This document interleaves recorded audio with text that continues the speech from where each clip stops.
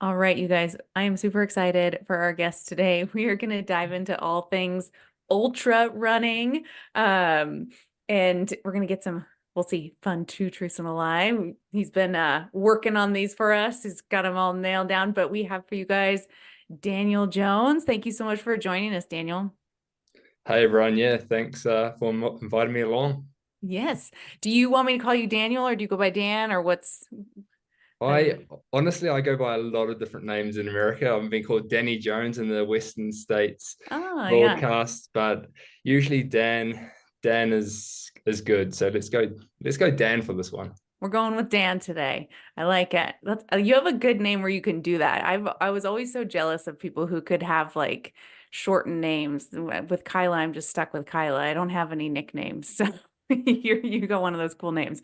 Um, so our listeners already heard your intro. We're gonna jump to our two truths and a lie. I know you've been kind of processing those, so why don't you lay those out for us? Okay, let's go. Let's have it. So I lived 4 years in Kentucky. Hmm. I once won a hot dog eating competition, Okay. and I actually once won a karaoke competition. Oh, okay. So you be the judge. I'll let you try and work that one out, eh? So I had an ultra runner client who I think he was a competitive eater prior to ultra running, and it paid off very well with fueling during his running.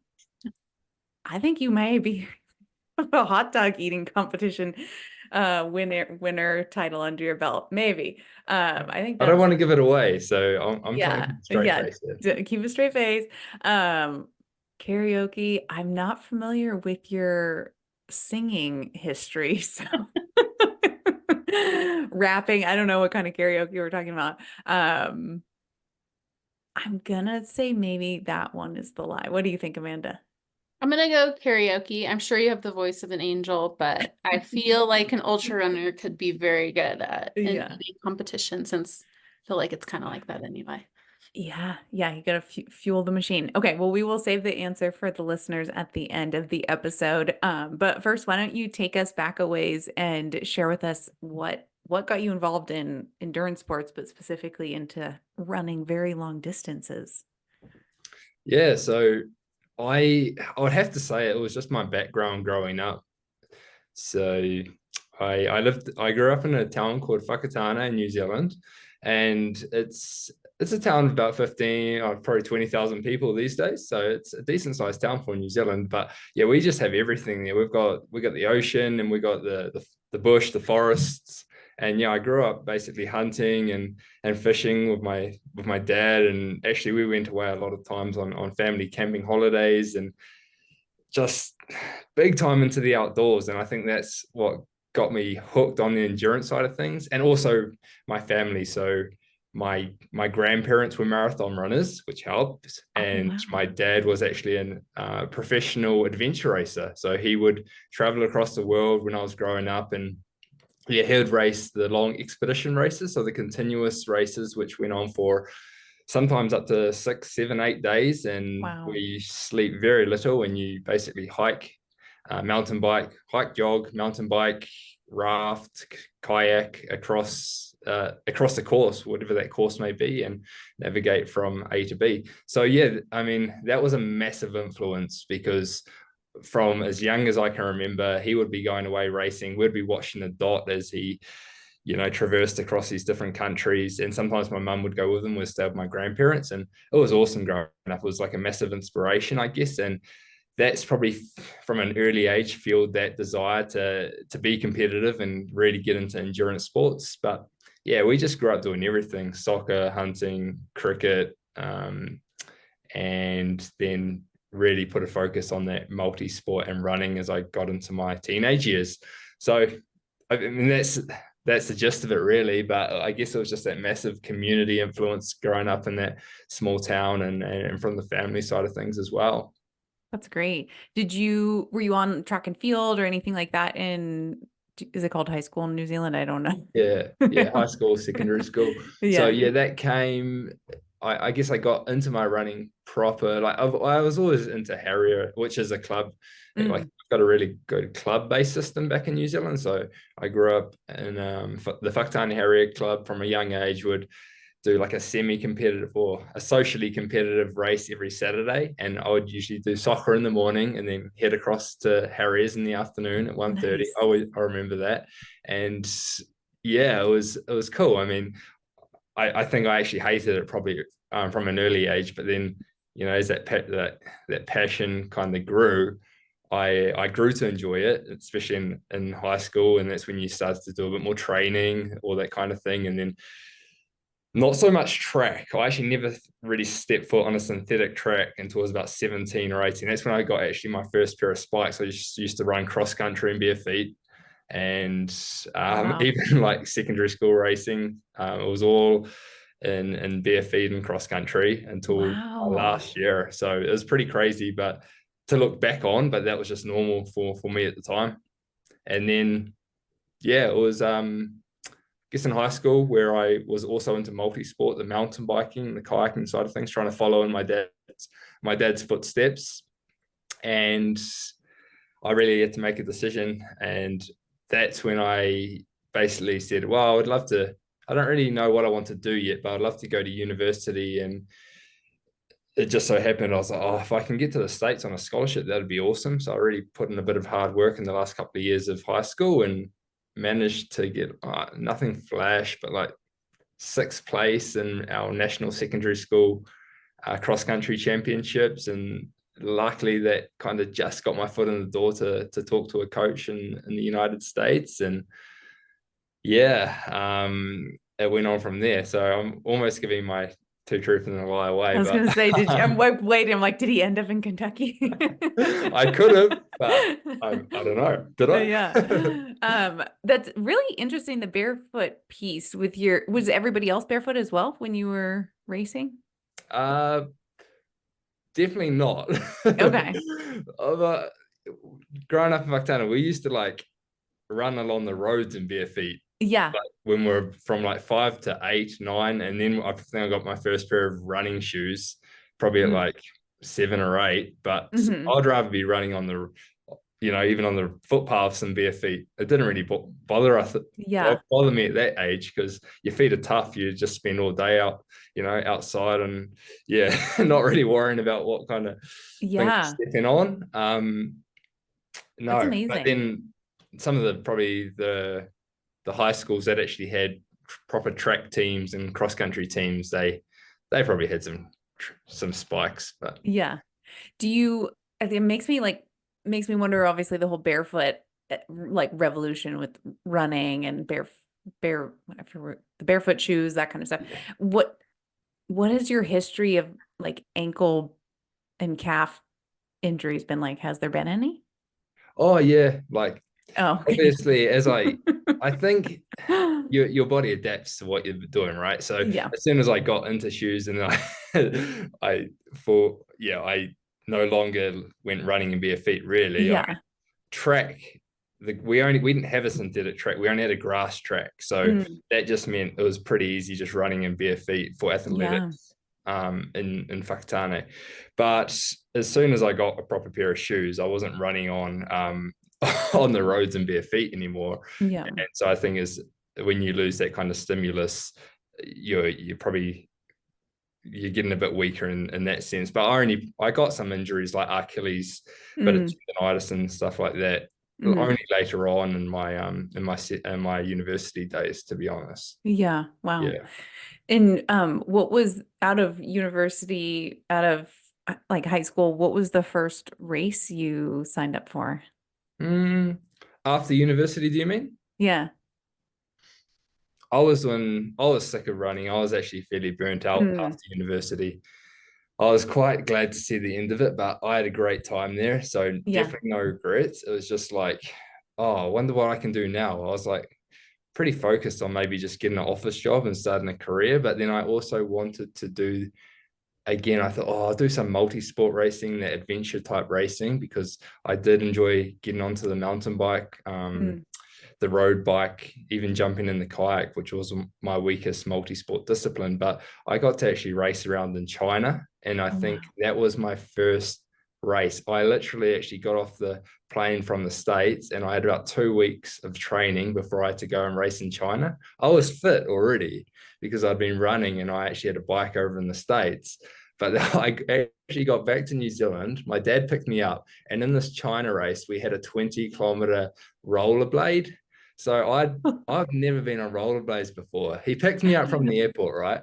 And he takes me to this park to do some practice. And he's like, he brought me his old rollerblades that he used to use in racing, and he gave me some cardboard to shove down the sides of my hips so that if I Yep. fell over, then I wouldn't bash myself up too much. Mm. And, yeah, I ended up practicing around this park, had a few falls, and yeah, Wow. by the end of that, I think I was stable enough to not be falling over every 5-10 minutes. Wow. Yeah. Yeah. That is a whole different. Is there skiing or anything like that where you're on something that's under your feet? Did you do any of that growing up? No. A bit of skiing, like snow skiing, but Yeah. nothing.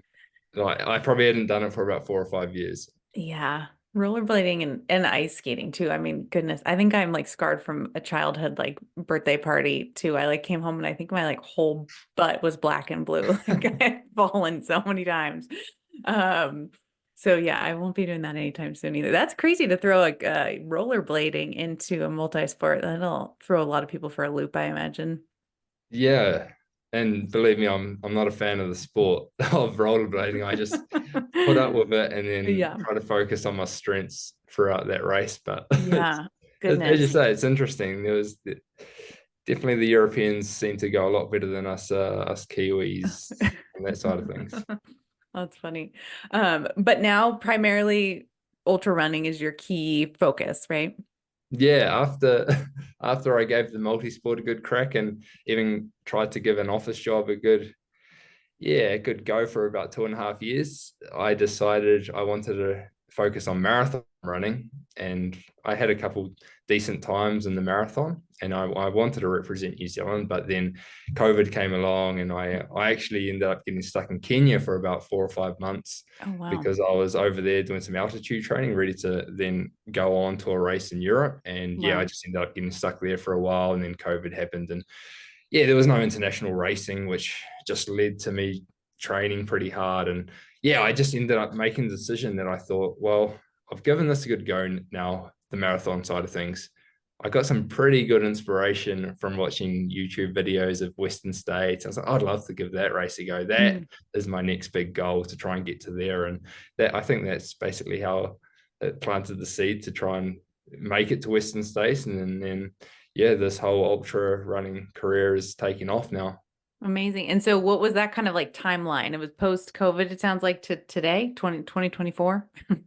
Yeah, COVID drew out for quite some time in New Zealand, Hmm. and my first attempt at trying to get a golden ticket was going to be at the Tarawera race in 2022. Mm. But it was only about 2 or 3 weeks before the race that New Zealand got hit with another wave of COVID. So we got shut down again, and that actually led to the cancellation of that race. And from Mm. there, I had to make that decision to travel to the United States and have an attempt at the Canyons 100K race to try and get my golden ticket there. But Mm. I didn't have a good race. I blew up. And we will probably maybe talk about that as well, because I think, I've learned a lot since then around Yeah. my nutrition and basically my race strategy. And I think I've come a long way, well, since then. So Yeah. yeah, basically from start of 2022. I mean, I'd done some ultras in the past, but nothing that was like, okay, race after race after race, trying to better myself. It was just one-off Hmm. races in China where I was like, oh, I'll give this 100K race a go.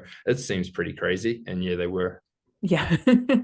Well, let's talk about that canyon situation where you said you blew up. Tell us a little bit about like what were those things maybe you implemented or those learning experiences you took away that you knew you wanted to tweak going into future ultras.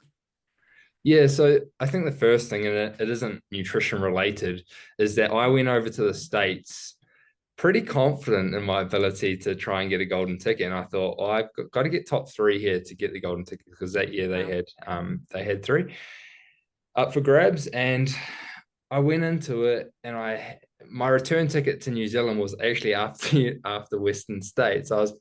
I had chucked all my eggs in one basket to make it. And whether that's foolish or just like confident, I'm not sure. But I think I overtrained for that race. I was putting some massive mileage. I was self-coached at the time, and that's all good. But it was just probably the block that was too long because I had built up to Tarawera. That got cancelled, and I was like, well, okay, now I've got to train for this Canyons, which is still another 6-ish weeks away. And so I think it just ended up being too long, and I just burnt myself out. Got to the race and just didn't feel poppy and fresh. And yeah, in the end, I went out hard, and I have no regrets about that. I was with Adam, who ended up breaking the course record, and a couple other guys as well. And I went out, I was in about third or fourth. But then, yeah, it just all fell apart at about 60K, way too early in a 100K race.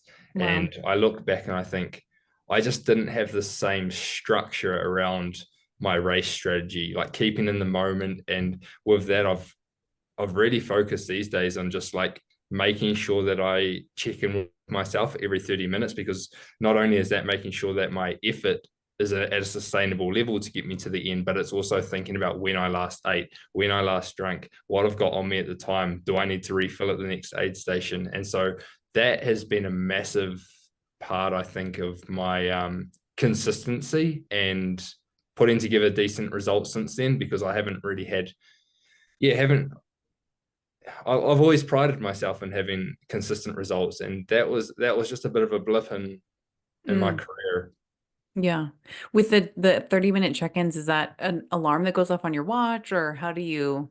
Oh, it's not really 30 minutes even. It's more just trying to race in the moment and just really being aware of where I'm at in the race and when I last took on nutrition. And I don't have an alarm. I don't want to keep it that regimented, because I also think there are parts of the course where you should maybe adapt your strategy, or like if you're heaving up a hill, you don't want to leave it too long, but that's sometimes a pretty hard place to suck on a gel or suck on your flask. You might want to just hit that crest and then reset. I always try and check in with myself. Okay, get that heart rate back down, make sure that what you're taking in then is going to be settled in the stomach, and then go from there. Yeah, that's a great point. That's a fantastic point, because there's a lot of recommendations out there that are on time intervals, and when you look at the actual racing scenario, it's not always realistic to take in nutrition where you're at. And certainly that's an issue too with cycling. More so on the descending. A lot of people don't want to take their hands off the bars, right, when they're going down a technical hill. So yeah, that kind of thinking about that, I think, is totally spot on, and checking in with yourself. The mental piece is such a huge part as well, with enduring these long distances of continuing to push yourself. Is that something that you've ever struggled with? Kind of like it gets the snowball effect going at all, or are you pretty strong in that area? I would say I am, because I have done some long races in the past before I really like targeted canyons, which was why my result at canyons kind of surprised me, because I did a 155K road race in China, which took 11 hours. So I was able to sustain like a 4-minute 20 minutes per K pace for that entirety, which is pretty decent, but I can't convert that over to miles per minutes per mile, sorry. But yeah, it's one of those things that it did take me a bit by surprise that I blew up so bad in canyons. And it was weird, because the symptoms were almost like a dizziness or just lack of focus. And I would put that down to probably my nutrition, although I thought it was good at the time. It probably wasn't, but also just it would have to have been also just burning myself out for such a long, hard period of training. I was thinking, I've got to put in massive miles, because Western States is 100 mile and it's the biggest race in the world. And I was thinking too far ahead towards that race, rather than concentrating it on canyons, which should have been my number one priority. Yeah. Wow. And with something like that too, what was the nutrition like leading up to the race? Like, do you make any changes in the days before or the week before? Yeah, I just didn't have, I was an individual as well back then. So it's harder when you're not traveling with a team or not traveling with support. So I just traveled from New Zealand, stayed for about a few days or 4 days at a friend's in Los Angeles, which is great, awesome. But then I also traveled on to Auburn by myself. I didn't have a car. I was literally just walked to the supermarket or something, and I just got random stuff. I can't even remember. It didn't have a place where I could cook my normal Mm, food. I was just under a completely different schedule, which yeah. I tell my athletes as a coach now, just try and stick to the schedule that you put on before your bigger sessions, your normal week to week, life. And that was just Mhm. not what I could do. I couldn't even do that. I was staying in like the Motel 8. Like I literally was just like cooking stuff in the Yeah. microwave. And I mean, that's sweet. It's all good. You can still have a good experience off that. But in the end, it didn't play out well for me. Shoot. I had kind of an upset stomach the night before, just felt myself Mm, getting a little bit sick, probably just being in a different environment. yeah. And yeah, obviously you can probably tell I'm still kind of annoyed at myself for Yeah. not just being dialed about that. But it's so nice now. I've joined a new team, Adidas TERREX, and before Canyons this just a few months, not a few months ago, a few weeks ago, a month ago, I got to Auburn. We had a house. We could just set up a good routine, and we just went Nice. through that week relaxed. There was no stress, and that's just a major part in yeah, making sure your race day goes to plan. Yeah. So how was this last race different from a nutrition and or hydration perspective? Well, being a 50K, I knew that it was going to be fast as well because I've been training for, I guess, Western States, but I did put in a block with the help of my coach Robbie Britton, around trying to, work on a bit of pace, be prepared for a faster race, and then since then we've built into the longer training. But leading up to Canyons, yeah, I was like, okay, I can't be stopping too long at aid stations to refill and everything. So basically start with the nutrition that you want to have. There were no crude aid stations, so I couldn't swap anything out. I did carry a empty flask with powder in, so I could fill that up with water and get my normal electrolyte carbohydrate drink mix on board. But yeah, I just made sure that I got in about 500 mil an hour, which is pretty standard. I know it can be on the light side for some Mhm. people, but I knew that if I finished 50K slightly dehydrated, it wouldn't be the end of the world as long as I stayed on top of my carbs, which I hit 94, I think 94, 95 grams per hour. So that was Nice. cool. It's basically the formula I've been using for the last 4, 5, 6 races. Awesome. And what products have you found that you like work well with your digestive system when you're out there?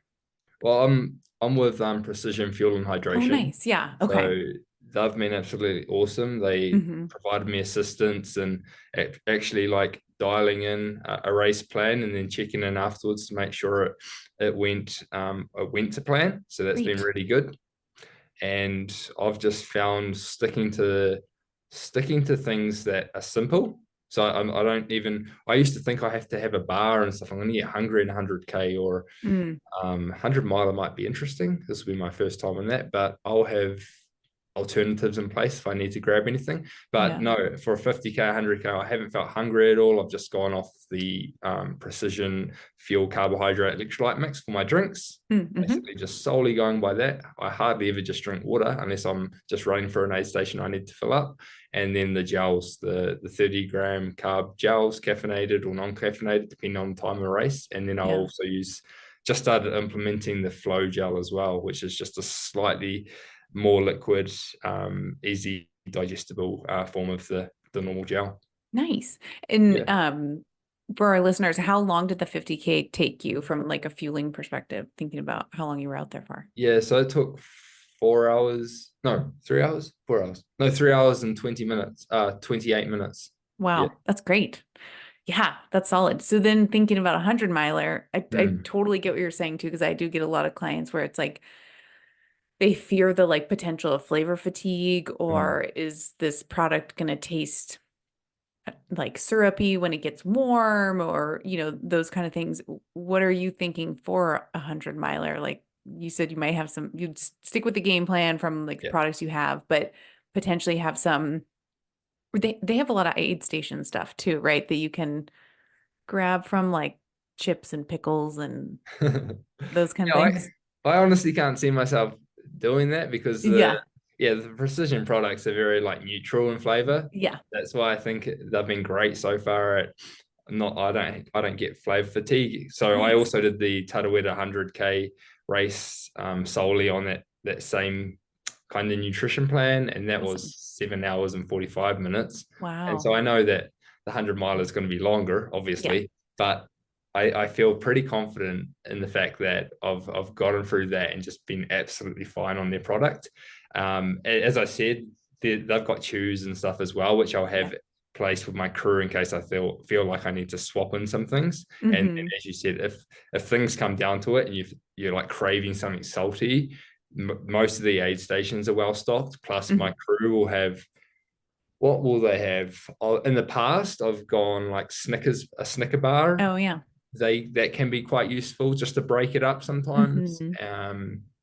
A crunchy bar. I don't know if you guys have crunchy bars in the With a States. K? Is that what I think? Nah, see, it's like a honeycomb center with Oh chocolate on yeah, the I think outside. we have those. Yeah. Yeah. What else? Just anything that could break it up for you. Yeah. And I usually say, try different things in training because, also it's probably going to save you a bit of money because as long as you're getting carbs in training, it's going to be pretty cheap if you're just chewing on some lollies, some Yeah. candy, or some biscuit, some cookies. And yeah, just making sure that whatever you're going to try and practice in race day, then if you've at least like had a good crack at it in your training, then yeah, you should be good to go. Yeah, that's great. And with precision, did you do the sweat sodium testing with them too to find out how much salt you need? Yeah, I did actually. I did at UTMB last year. So Nice. I met up with the crew there and we just did it in the streets of Chamonix. And I think I registered pretty low, around Mm, 600. So yeah, it's nice. But it's if very easy when you've got a rate like that's fairly in line with the product hmm that you put into your 500 ml flask because it yeah, just means one serving size basically does the trick for me. that's And awesome. then I'll top up maybe throughout Western states with a couple sodium pills here and there if I feel like I need it. Say if I've Awesome. gone through some aid stations and just filled up with normal water. Hmm. Mm. Yeah, awesome. And you don't have to answer this question. We can cut this part out if you don't want to. But with those long races, I have a question. Are you peeing at all? No, you can absolutely ask that question because Okay. I've in the long races, yeah, I usually once or twice. Okay.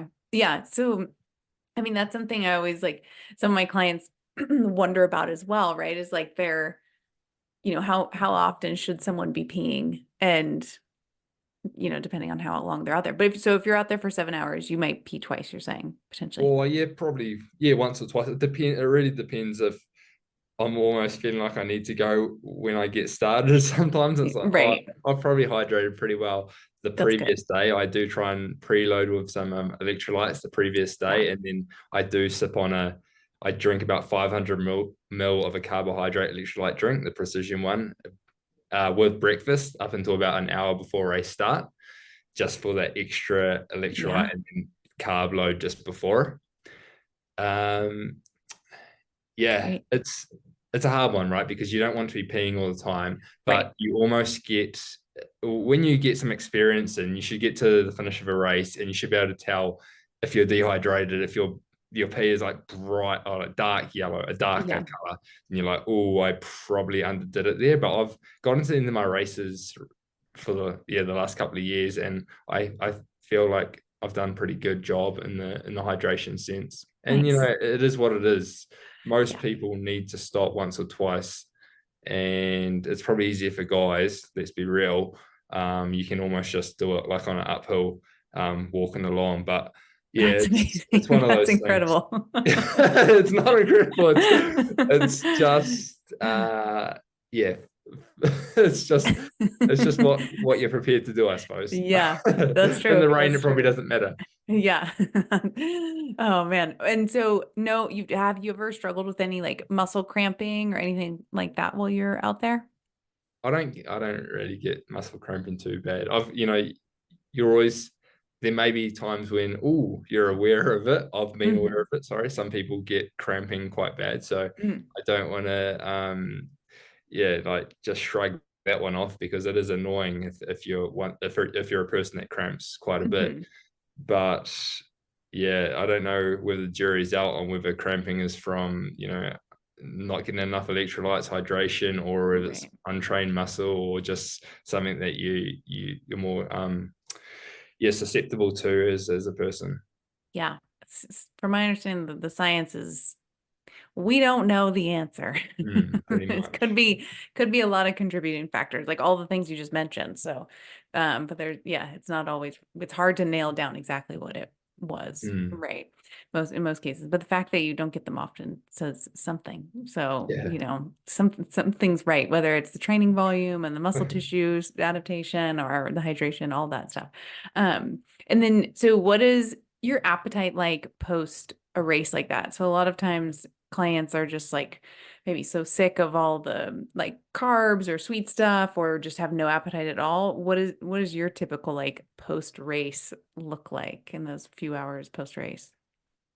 Yeah, so straight away I usually try and get on, like, if you watch the Tour de France, you'll see them getting handed usually a Coke or something that is just going to be a massive replenisher of carbohydrates. So yeah, I don't mind just drinking some ginger ale or that. Yeah, that's if I get a fizzy drink like a soda handed to me, I'd love it to be a ginger ale at the end of a race. That's quite nice, a nice cold one if it's been hot. Mm-hmm.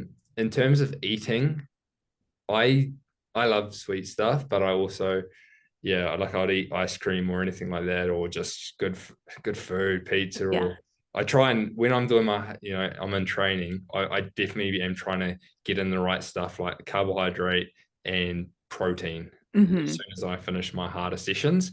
But at the end of a race, I'm not too worried. I'm like pretty happy, blasé about it. Yeah.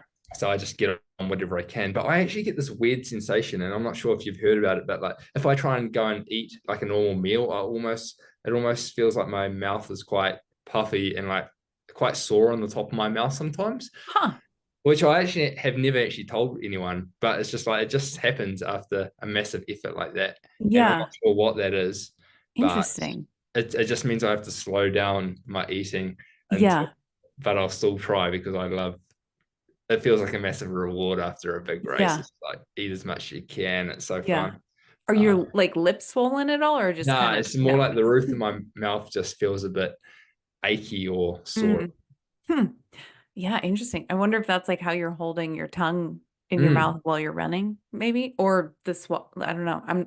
That would be an interesting one to problem solve. But yeah, if that is interesting. I have not had anybody else tell me that. So, fun fact about Dan Jones. Yeah, yeah. Um, but yeah, that is an interesting one. So you mentioned during training, like training prep, protein and carb. What does your protein and carb post training go to look like? Is that a shake? Is that real food?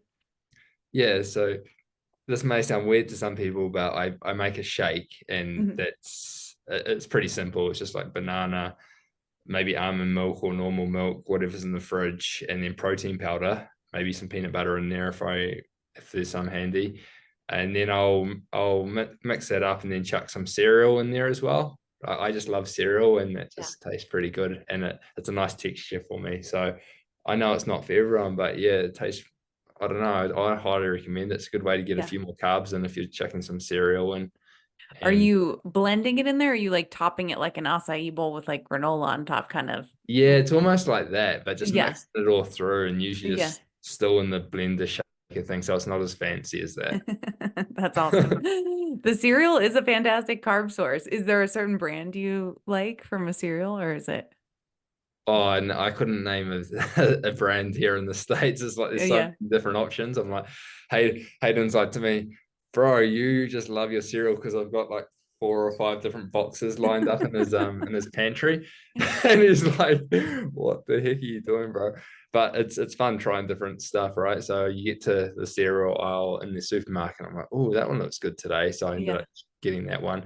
But yeah, anything that's not too fruity, I just like the nuts and grains, and That's great. cashew, and something like that. Something with a bit of coconut is always good. And Yeah, that then does sound good. yes, if chia seeds are nice to mix in as well. And yeah, I just feel like they're all good, like omegas and proteins and lots of carb, obviously, side of it with the grains. And yeah, that's awesome. I like that. It does kind of sound like a granola-esque on top of like a smoothie base or something like that. yeah. Awesome. So let's see, we covered kind of your during training, your post training or post training or racing, nutrition, and kind of how that's evolved over the years from that first canyon situation. And what's coming, we're recording this for our listeners in mid-May, mid to end of May, 2024. What's coming up for you on the calendar next right now? So we're just about, actually tomorrow we're taking off to the Western States training camp, and that's going to be the 3 days scheduled with that's organized by the crew over there. And so that'll be fun. That'll be awesome way to, like, catch up with everyone and just, get amongst the trail running community. It's always fun in Auburn. And then we're going to actually stay on for a few more extra days. Hayden and I, we're going to do some extra training on the course and just really familiarize ourselves with it and make sure we're almost, we'll practice our fueling on certain sections, which will be cool because we'll know where the aid stations will be set up, especially in the training camp.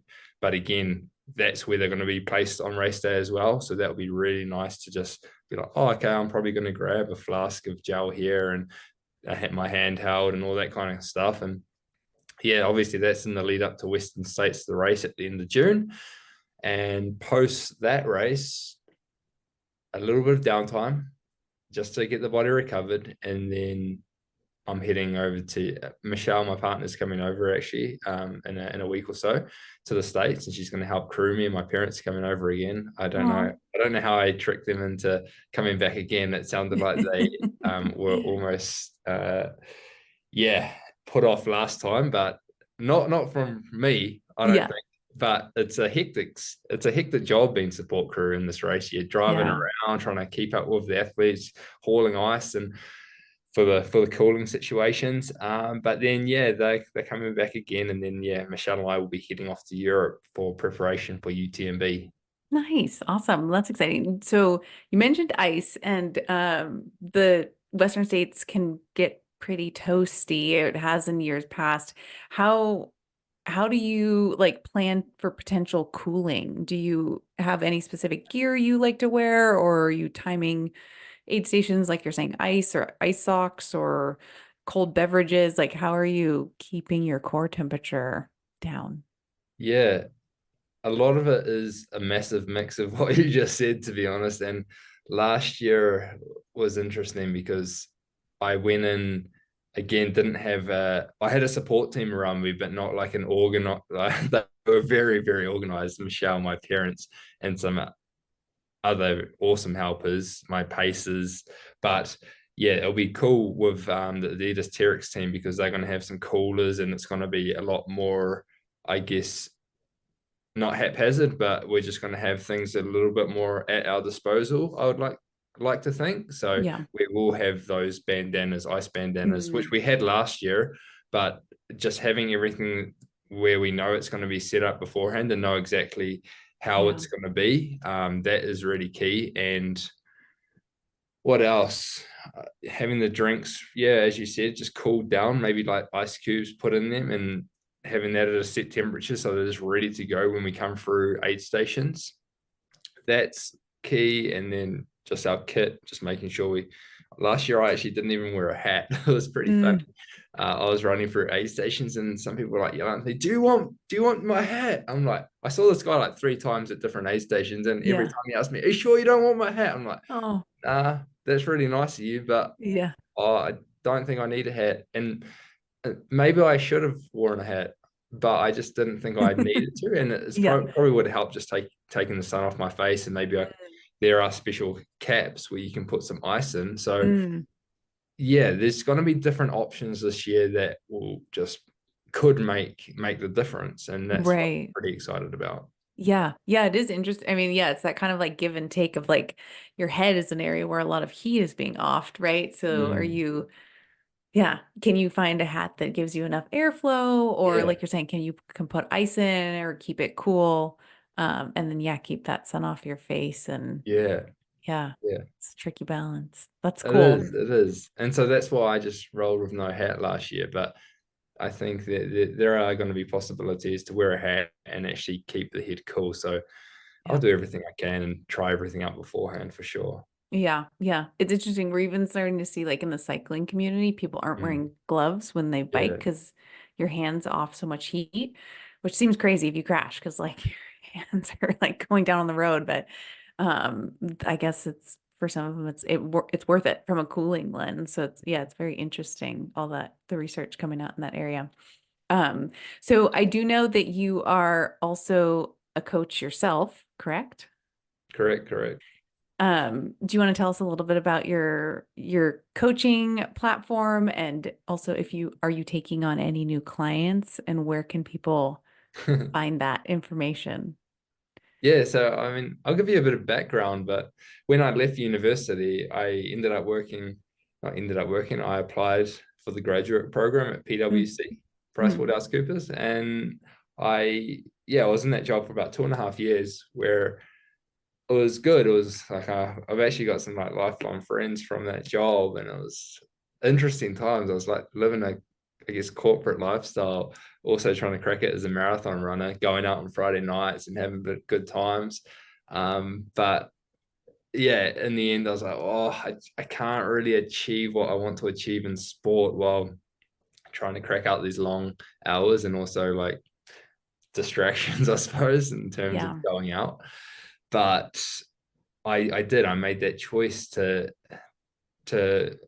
put that career aside, and yeah, what else could I do? So I think it was about 6 months before I fully like handed my resignation. I reached out to Dougal Allen, Mm. Ironman multisporter, coast to coast winner from New Zealand, and he's in the America's Cup team for New Zealand Oh, um, nice. now as well. He's a cycler on the yacht. It's crazy. That is But crazy. he has his own coaching business, and basically he was my mentor, and I subcontracted him for a couple of years. He if he was at capacity, he would introduce me to clients, and we went and organized training camps together. It was Oh, awesome, and I yeah. just learned so much from him in terms of coaching and just the relationships that you can build with athletes, which is so important. Like I had my own I guess, knowledge from years and years of racing. I also did some personal training courses and things like that. And so, yeah, I put it all together, and that is my new career now. And it just fits in so well with the ultra running journey, because I get inspiration from my athletes doing cool things and doing well and achieving their goals. And I've heard the same things from them and other, members of the trail and I That's guess just awesome. endurance community. So it's cool, and that's where I'm at the moment.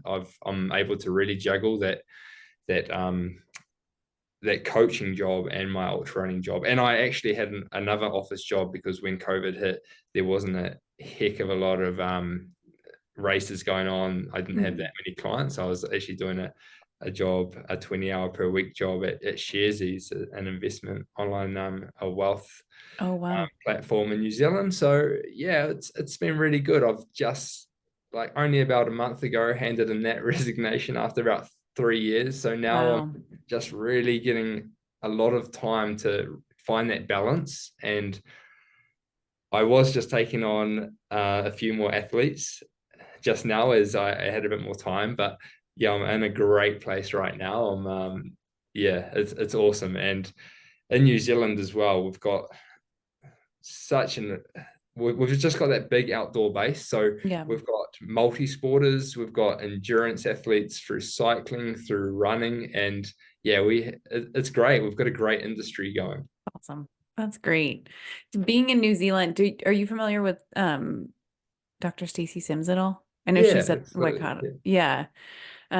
She was one of the ones who she was doing the nutrition for a triathlon company out here, and she kind of did that. She like took me under her wing and like trained me to take over her spot, and it evolved from there so she could move and continue her research. But yeah, she's a good resource when it comes to goodness, physiological like tolerance to heat and all of that stuff is really neat, the stuff she comes up with. But so I want to be mindful of your time too. So it sounds like not taking on new clients right now. You're holding off. We're right in the Yeah, beginning of the season. I'm pretty much at capacity, especially Okay. leading into Western States, not too far away. Yes. But yeah, after that, there will probably be one or two spots that will open up just Okay. as I get a bit more time again. But yeah, Perfect. it's no, my coaching platform is called DJ Coaching.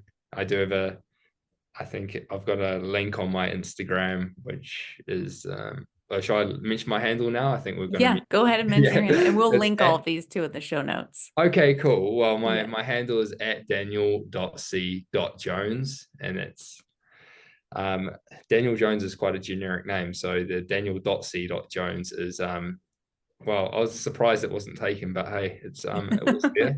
And using my full, what do you call it? Full birth name. So yeah, that's it. Awesome. Well, we will link that in the show notes for our listeners. And then before we let you go, we have to reveal your two truths and a lie, or which one was the lie from Oh your yeah, two yeah. truths. Yeah. And what one So did you pick again? what's that? What one did you pick again? I said you did not Karaoke. win karaoke competition. Are we right? Oh, you had no faith in my singing voice. That's right. Um, so that is an actual truth. Oh, nice. All right. Amazing. We're gonna need more Yeah, details around that. So yeah. tell us And a little bit about that. honestly, my adult self looks down upon my younger self with absolute regret on that decision. But it was to win. It was actually a multi-sport event called the Motu Challenge. It's about a 8-hour event in near where I grew up in Epotski. It's you mountain bike for 65k on the gravel, you run 17k, road bike 55k, paddle for about 30k, and then road bike and run into town. So it's a big event. And they were offering up a watch for whoever won the karaoke competition at prize giving. So I jumped up and sang a bit of Robbie Williams. And it was more so that I got a lot of crowd support that I won. My voice is absolutely terrible. But yeah, I ended up winning that karaoke competition, got the watch. Amazing. Yeah, I spent 4 years in Eastern Kentucky University for my collegiate career, and then a year in Sam Houston State down in Huntsville, Texas. And yeah, I never won a hot dog eating competition, but I always remember at our like cafeteria hall, is it in university? Hmm. It always interested me because they sometimes had competitions on, but I was like, oh, if I do this competition, it's really gonna hurt in my 3 p.m. training session with Yeah. the team. So I never did it. Oh man, that's That was probably funny. smart. Yeah, yeah, probably for the best. Well, that is awesome. And then let's see, we do have a couple listener questions. I think well, one of them is about, it says, how do you train your athletes and how do you get in contact about coaching, which I think we'll link your booking page at the show notes so they can wait and put in like a wait list or something for you. Yeah, yeah, I definitely have a wait list. So if they Okay, reach out, that's cool. perfect. And then we had any myths about being successful at trail running or ultras? Any myths? Ooh, that's a good one. I a lot of the times, with coaching as well, you get athletes that think that you almost have to do the distance that you're training for, and Mm, it's definitely not true. Like what is going to actually create a successful race for you is just building a base gradually over time and not trying to do any massive out the gate type training sessions. Like if you're doing 50k, you don't need to do 45k in training. You can yeah. do some nice scheduled sessions that build your way up to maybe 30k and have a really successful 50k race. Mm, You don't obviously you got to think about some of the you know, some of the elites will be doing 30K because that's only taking them 2 or 3 hours. But hey, if you're Mhm. training it for 50K and you're not an elite, a 30K run or a 45K run, if that's what you wanted to do, could take just longer than the race, depending on the terrain that you're doing. And that could be Yeah. 10 hours. Who knows? So it's just one of those things, like, trust in, you know, consistent, like, gradual training, and then you don't have to do anything crazy that's going to risk injury or just, you know, really make you fatigued for about 3 weeks. Yes. Yeah, that's a great point. Yeah, or get you sick because your immune Oh, system. Yes. absolutely. Yeah. That's the worst, especially going into a taper. Your immune Yeah. system is like, what is going on? And it's fighting off the, it's actually fighting off the rest, or your body is allowed now to rest, and it does start to have a bit of trouble sometimes. So you really got to take care of yourself and taper as well. Vitamin C, sleep when you can, do the rest, actually allow your body to rest, because that is the purpose of taper. Don't go, oh, I can work another 5 hours a day or something. Yeah. Yeah. I know exactly like the type of client too you're talking about where they want to train past, you know, their race duration or something like the weekend before. It's Mm. like I don't do the programming, but I can see it in there. And Yeah, it yeah, so happens. It happens. yeah, and they feel, of course, burned out. Well, this has been amazing and super fun learning from you and hearing how, you know, what's worked and the things you've learned over your years of racing. And we definitely are going to be cheering you on for your upcoming races. So have a blast out there. And thank you so much for joining us. This has been awesome. Yeah, thank you for having me on. It's awesome to be on a, you know, a podcast here that can help me get a bit of community support out there, especially on course and leading into these races. I do really appreciate being on, and yeah, thanks for having me. Yeah, awesome. Thanks, Dan.